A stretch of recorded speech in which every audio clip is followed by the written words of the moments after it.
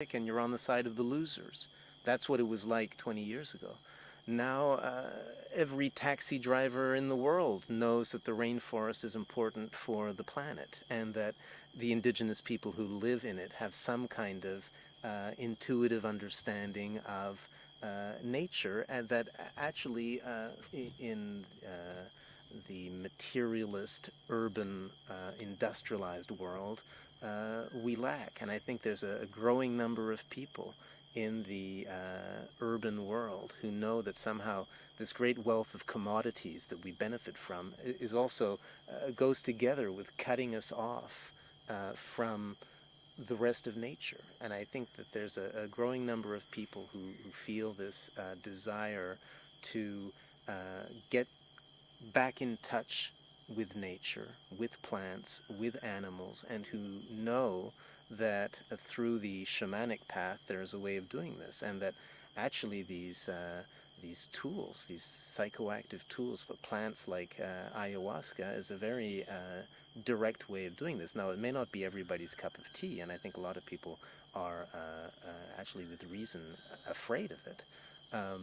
But there's, in just the last 10 years, the boom of interest in ayahuasca, both in Europe and North America, has been spectacular.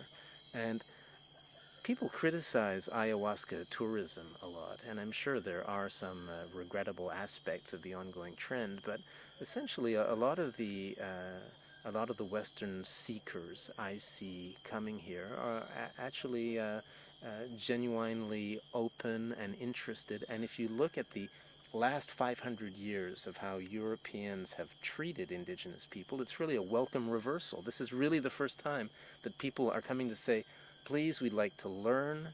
We're willing to actually pay good money to be instructed by you. You know, up until now, it's always been Indians aren't even humans. They don't know anything, and if they have anything, we're allowed to take it from them. You know, they're just like a natural resource. That's how it's been up until now. So I think that ayahuasca tourism should be refined.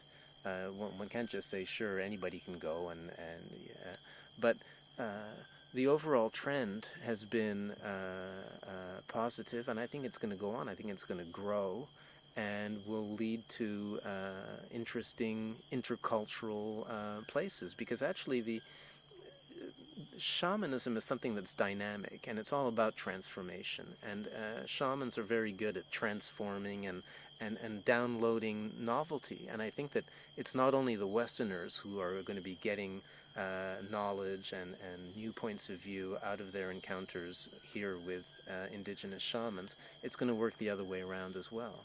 So I think that what is going on now, this let's say almost a kind of it's happening in the margins. It's not so mainstream, and that's almost a good thing. In the margins there's a lot more room. So in the margins there are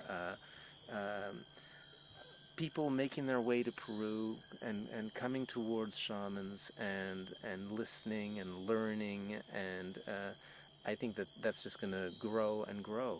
And you know, there's an increasing desire in the postmodern world for meaning and a reconnection with nature. And a lot of people correctly intuit that by coming to the rainforest here and by having experiences and conversations with indigenous shamans, that they're going to get reconnected to what has been cut off in our world. So it's going to grow and grow, and it's only going to get more interesting.